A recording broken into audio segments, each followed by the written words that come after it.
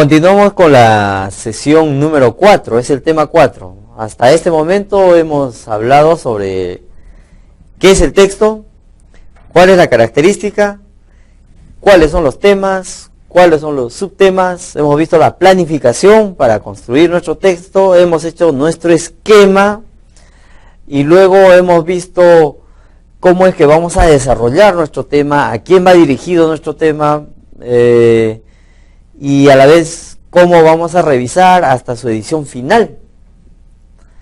Bueno, no sé qué actividades han hecho hasta ahora. ¿Han leído algunos textos? ¿Sí? ¿Han intentado escribir algo? ¿No? ¿Nada? ¿No les he motivado nada? Probablemente, pero el objetivo de todo esto es que nosotros podamos ser escritores. Necesitamos escribir textos. Tenemos que escribir. Algo se nos ha iluminado en algún momento. De pronto están pensando en qué cosa podría dedicar, ¿sí?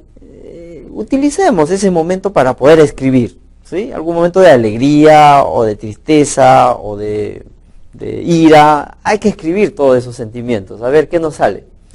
Bien, ahora vamos a hablar sobre los recursos para redactar, ¿sí? Vamos a utilizar acá los conectores lógicos y referentes. Recordemos algo de las características del texto. En las características del texto habíamos hablado de la coherencia, de la cohesión y de la adecuación. La segunda característica, que es la cohesión, es donde utilizamos los conectores lógicos. Entonces aquí vamos a hacer un estudio detallado sobre esta segunda característica para ver cuáles son esos conectores que nos van a ser útiles para construir nuestros textos. Bien, entonces veamos cuáles son esos recursos para redactar. Los conectores lógicos y referentes. Entonces vamos a hablar sobre los conectores lógicos. ¿Para qué son tan importantes los conectores lógicos? En algún momento han tenido que hacer un estudio sobre cómo están nuestros huesos unidos, cada uno de ellos, ¿no? Nuestros huesos están articulados, ¿no?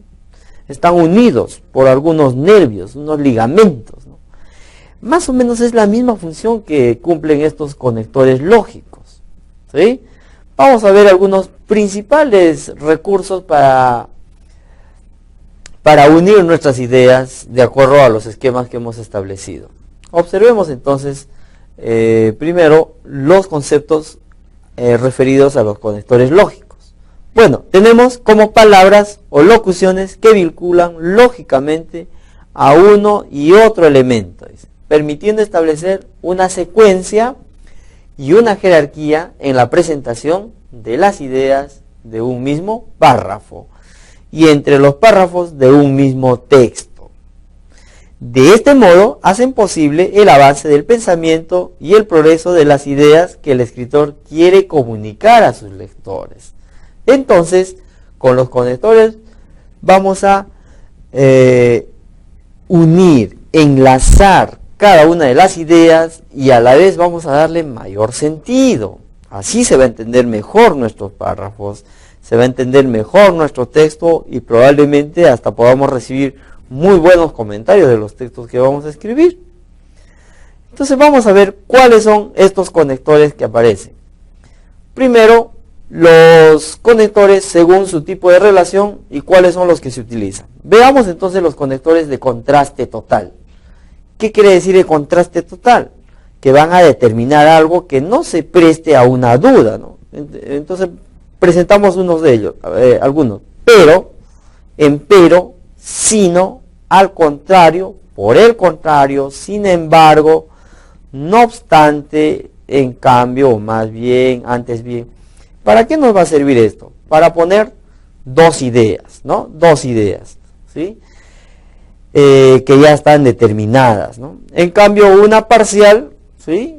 Que puede dar de alguna manera alguna duda, ¿sí? Podemos utilizarlas como en realidad, en verdad, realmente, verdaderamente, ¿no? La relación de consecuencia, entonces causa-efecto, más o menos, ¿sí? Entonces aquí podríamos utilizar estos conectores, ¿no? En consecuencia, entonces, en conclusión, ¿sí? Por esto, por ello, por tanto, por lo tanto, de modo que, por consiguiente, así que, de aquí que, estos conectores nos van a ayudar a poder construir la última parte de nuestro texto, que sería la conclusión o la síntesis, ¿sí? Tenemos otro tipo de relación, de causa, origen, ¿no? Estas palabritas nos van a ayudar a poder construir el origen, ¿no? Entonces ahí tenemos algunas, ¿no? Porque, pues, puesto que, ya que, debido a que, como consecuencia de, a causa de que, ¿sí? Entonces, posterior a esta ya podríamos utilizar incluso los conectores que mencionamos acá de consecuencia, ¿no? ¿Sí? Primero los de causa y luego los de consecuencia. Eso nos ayuda a poder enlazar mejor las ideas que ya tenemos establecidas, ¿no? Otro tipo de relación sería las de evidencia, ¿no? Para evidenciar, para argumentar mejor, utilicemos estos conectores lógicos. Naturalmente, por supuesto, obviamente, claramente, indudablemente, sin lugar a dudas. Entonces, estos conectores lógicos me ayudan a poder afirmar lo que quiero sustentar. Otras, de equivalencia, ¿no? Quiero hacer una equivalencia entre una y otra, ¿no? Entonces ahí dice, es decir, o sea, en otras palabras, en otros términos, dicho de otra forma, expresado de otra manera, vale decir, ¿sí? Vamos ahí observando, estos conectores lógicos nos ayudan a ver una equivalencia entre una idea y otra. Para sumar o adicionar, ¿sí? Algunos argumentos más, algunas razones más o algunos hechos, ¿sí? Podemos utilizar estas, ¿no? Más aún, también, aparte de ello, además, eso nos va a ayudar a incrementar o a sustentar con más hechos nuestras ideas o con ideas secundarias, ¿no? Para que pueda tener mayor sentido lo que estamos escribiendo, ¿no? Y también podemos utilizar los conectores de orden, ¿no? Esto nos ayuda también a categorizar cada una de las ideas que ya tenemos planteadas, ¿no? Primero, en primer lugar, en segundo lugar, antes, después, ¿no? Finalmente, ¿sí? Para efectos de conclusión, o por último, respectivamente, posteriormente, ¿sí? Estos conectores nos son útiles justamente, como ya les hemos mencionado, para organizar esas ideas, ¿no? De acuerdo al orden de prioridad, como habíamos mencionado en el tema 1, ¿sí? Como ya tenemos seleccionadas, ahí podríamos añadir muy bien estos conectores lógicos. Después tenemos las otras de secuencia, ¿no? Luego, después, mientras, ¿sí? Todas las que se van mencionando, secuencia, ¿no? Para poder ver, como mencionamos, los órdenes, ¿no? Posteriormente, la generalización. Generalización, generalmente de manera general, o las de ejemplo, ¿no? La palabra clásica que conocemos si queremos argumentar nuestro texto con algunos ejemplos, ya saben qué término podríamos poner, ¿no? Por ejemplo, para ilustrar o como ilustración, así como, ¿sí? Si queremos poner nuestras razones de hecho o de autor, podríamos mencionar, así como dice tal persona, por ejemplo, ¿sí? Y las otras, disyuntiva y la copulativa también, ¿no? Para las disyuntivas ya mencionamos ahí la O o la U, ¿sí? Si es que hubiera alguna congruencia para evitar las cacofonías entre la O objetos, por ejemplo, si quiero decir O objetos, necesariamente tengo que usar la U, ¿no? Para que no suene horrible, ¿no? Y en los copulativos, ¿no? ¿Sí? Para poder continuar las ideas o las expresiones, ¿no? ¿Cuáles son las referencias? Las referencias las vamos a utilizar para sustituir, para reemplazar algunas palabras que se están repitiendo en el párrafo, ¿sí? Pueden ser algunos sustantivos que lo estamos mencionando constantemente, ¿sí? Ahí necesito reemplazar por otros términos. A esas las vamos a denominar referencias, ¿no? ¿Y con qué podría reemplazar si es que yo tengo un nombre? Tengo que reemplazar por pronombres, ¿no? O si es que fuera posible, podría reemplazar por adjetivos, por posesivos, por adverbios o por algunos sinónimos, ¿no? Para evitar que se repitan los términos, ¿no? Para evitar que haya redundancia. Entonces, A este fenómeno, de este cambio de las referencias, ¿sí? Y señalarlo, ¿sí? Lo vamos a denominar como las deíxis. ¿Y qué son las deíxis? Son algunas palabritas que podrían ser algunos pronombres, ¿sí?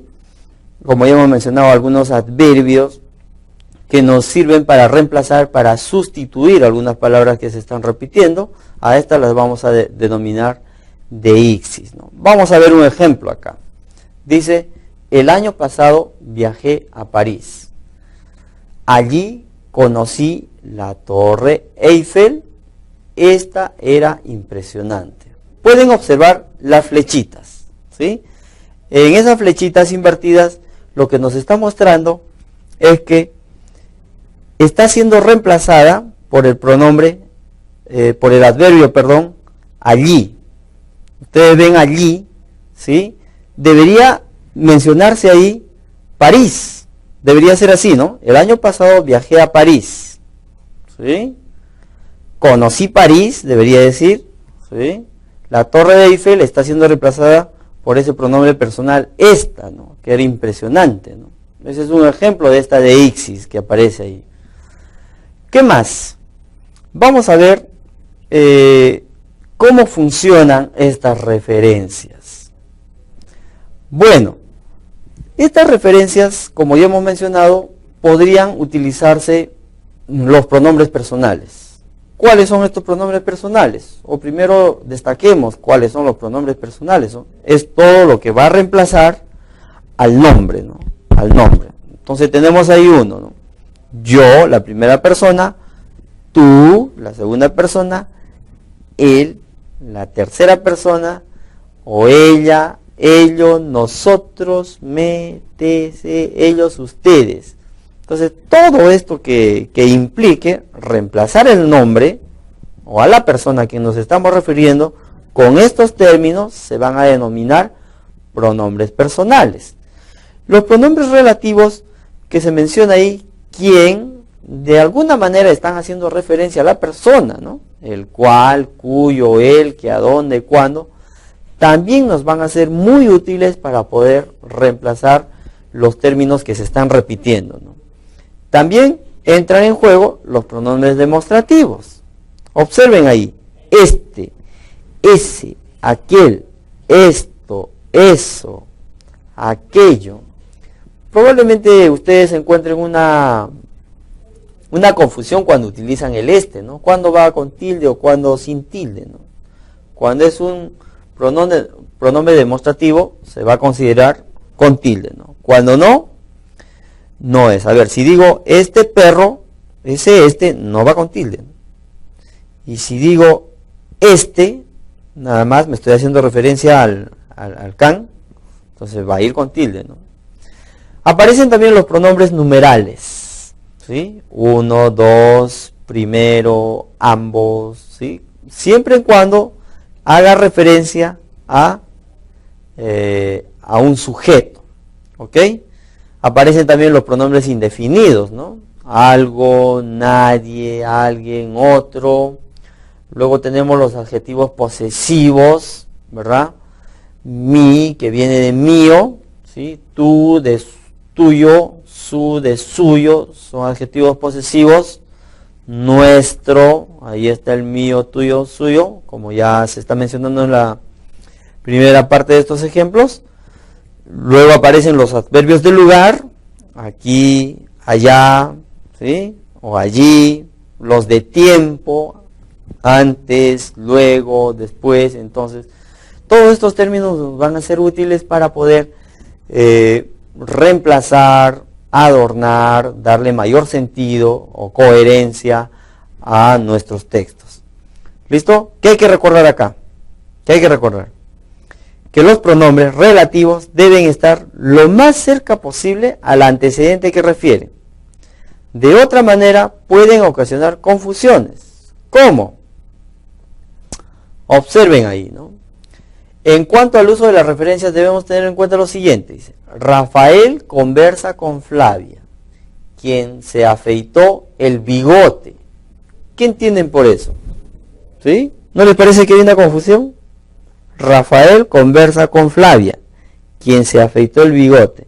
¿Quién se afeitó el bigote? ¿Rafael o Flavia?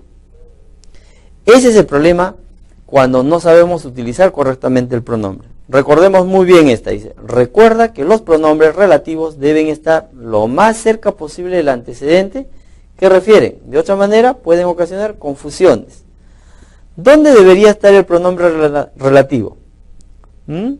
Rafael conversa con Flavia, dice, quien se afeitó el bigote. ¿Dónde podríamos? Podríamos poner en Rafael, quien se afeitó el bigote. Por eso dice que hay que poner lo más cerca posible, ¿no? Entonces, ¿quién debe estar al lado de Rafael? ¿Verdad? Rafael, quien se afeita el bigote, conversa con Flavia. Ahora sí se entiende, ¿verdad? Pero si pusiéramos así como está, podríamos creer de que Flavia es barbuda, ¿no? O la mujer barbuda, ¿no? Bueno, otro consejito que aparece acá. El demostrativo se refiere al antecedente más cercano, aquel al más lejano. Entonces recordemos eso, ¿no? Si es es más cercano, aquel es más lejano. ¿Sí? Sigamos. Hay un ejemplo que aparece acá. Renato discutió con Daniel. Daniel se marchó ofuscado. Renato enrojeció completamente. ¿Qué le parece esa expresión? Si yo leyera de esta manera, así sin utilizar esos pronombres que están subrayados, si ponemos Renato discutió con Daniel, Daniel se marchó ofuscado, Renato enrojeció completamente, hay algunos problemas ahí, se están repitiendo los nombres. Justamente para efectos de no repetir estos nombres utilizamos las referencias. Entonces, ¿qué referencias se están poniendo ahí? Dos pronombres, ¿no? Renato discutió con Daniel, se marchó ofuscado. Me estoy haciendo referencia a Daniel, ¿no? Y aquel, que se refiere a Renato, que es más lejano, enrojeció completamente. Para eso nos sirve el uso de las referencias, ¿sí? Para evitar la redundancia. Observemos este texto que se pone como ejemplo, ¿no? Sin referencias. Dice, Cristóbal Colón descubrió el Nuevo Mundo en 1492. Cristóbal Colón fue un marino genovés en 1942. Cristóbal Colón llegó a la isla de Guanaganí. La isla de Guanaganí está ubicada en las Antillas. ¿Qué le falta a ese texto?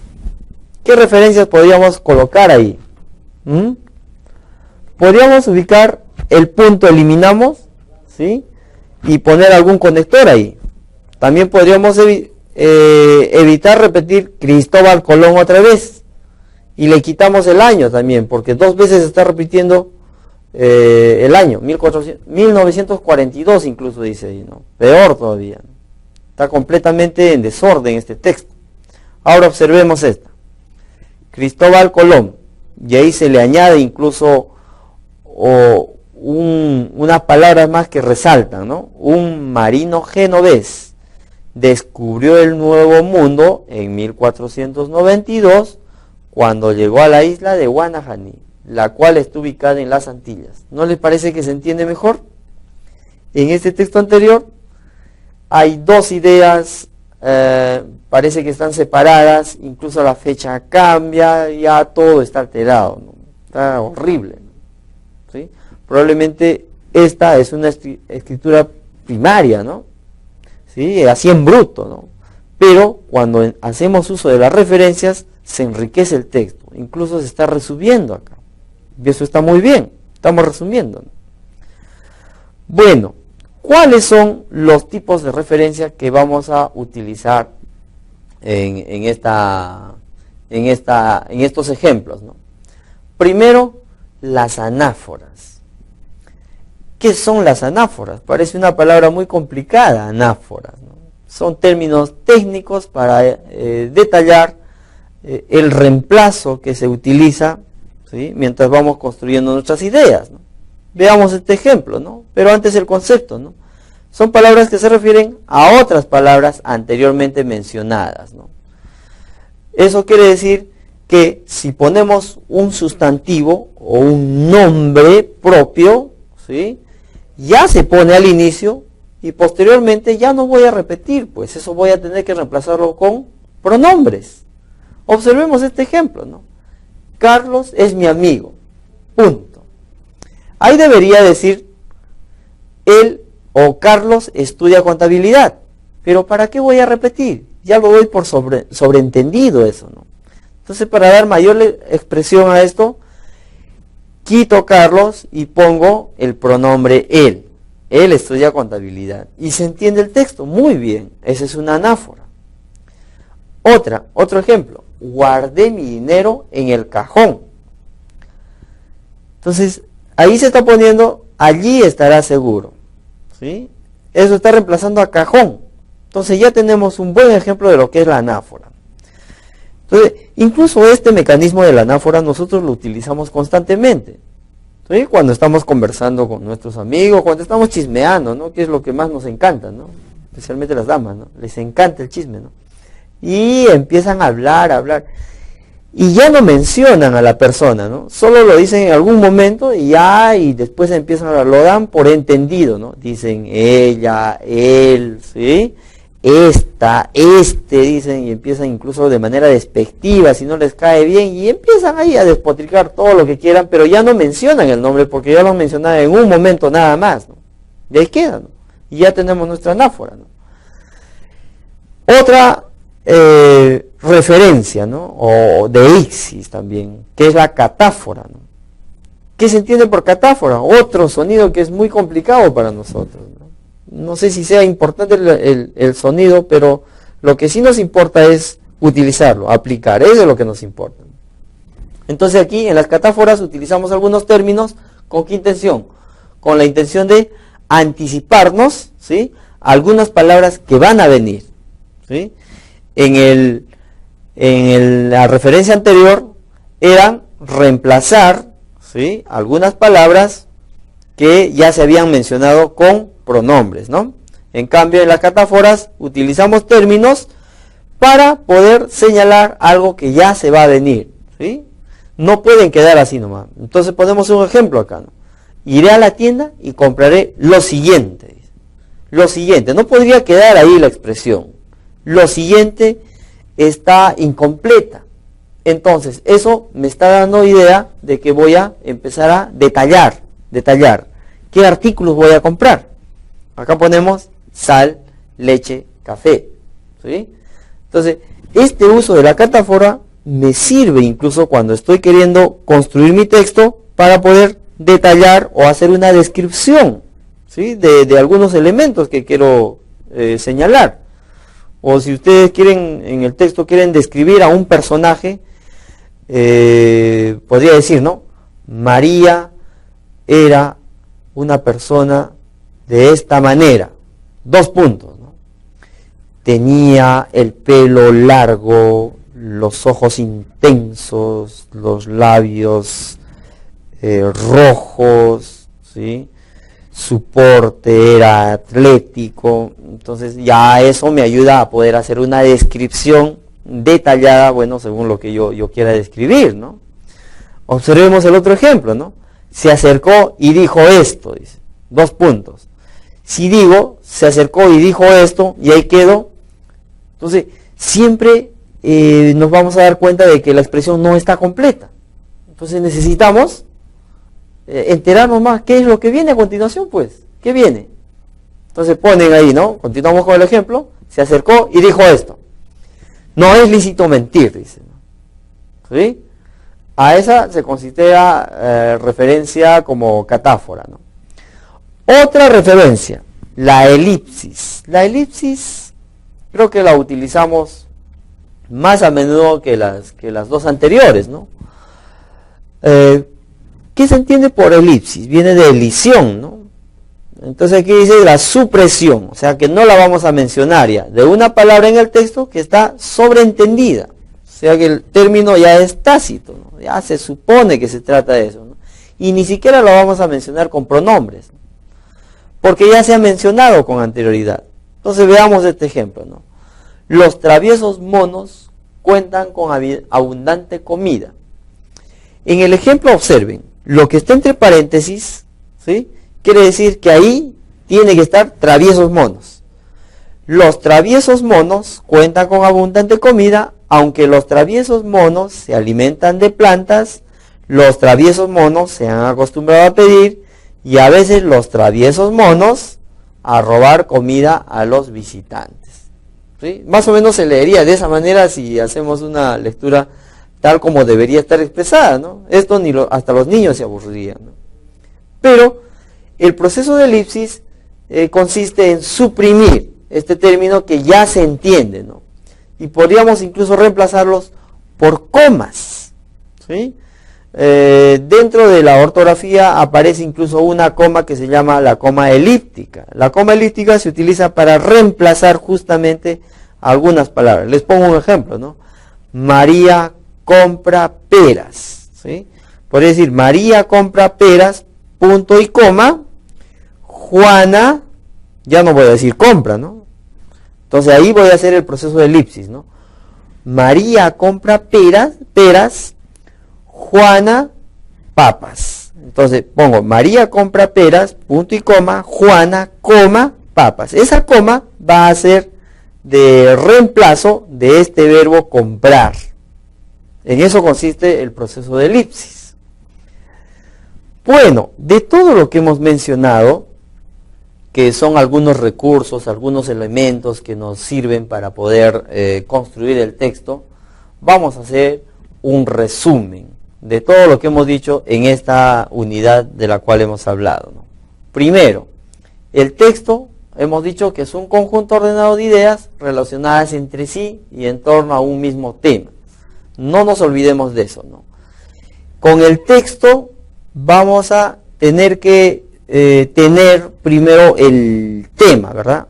Sin el tema no vamos a poder hacer nada. Y ese texto va a tener un conjunto de ideas. ¿Listo?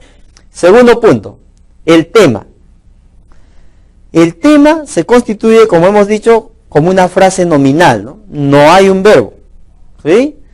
Y esto va a responder a la pregunta, ¿no? ¿De qué trata el texto? Esa es mi pregunta, ¿no? Y ya habíamos mencionado cuáles eran esos temas que hemos puesto como ejemplos, ¿no? La transfusión sanguínea, el amor, la guerra, ¿no? Otro punto que debemos recordar son los subtemas, ¿no? ¿Cuáles son los subtemas? ¿Sí? Son algunos temas menores que van a tener que derivar, que se desprenden del tema que ya escogemos o lo que queremos expresar, ¿verdad?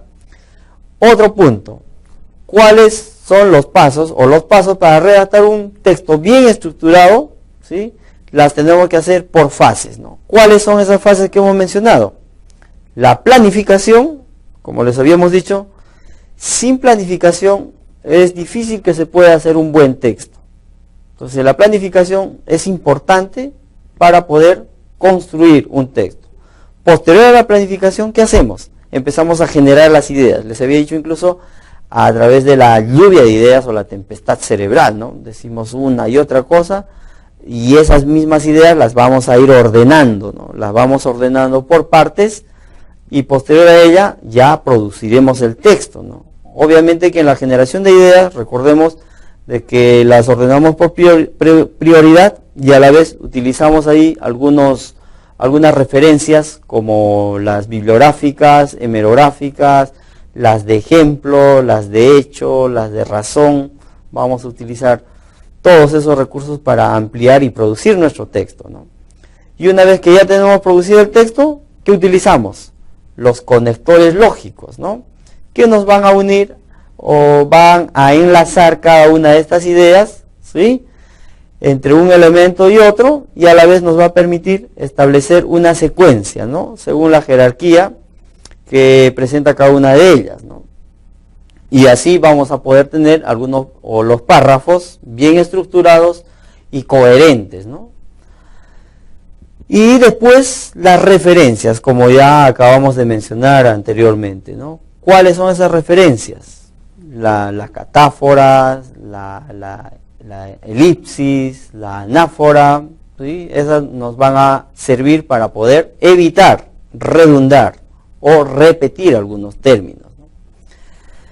¿Qué podrían ser esas referencias? ¿Cuáles podrían ser? Hemos mencionado algunas categorías gramaticales como son los pronombres, los adjetivos posesivos, los adverbios, los sinónimos, ¿no? Aunque no hemos hablado mucho de los sinónimos, pero sabemos que son palabras, ¿sí?, que tienen el mismo significado, pero con distinta escritura, ¿no? De esa manera podemos evitar también que se redunde, ¿no? Y con esto estaríamos terminando esta primera unidad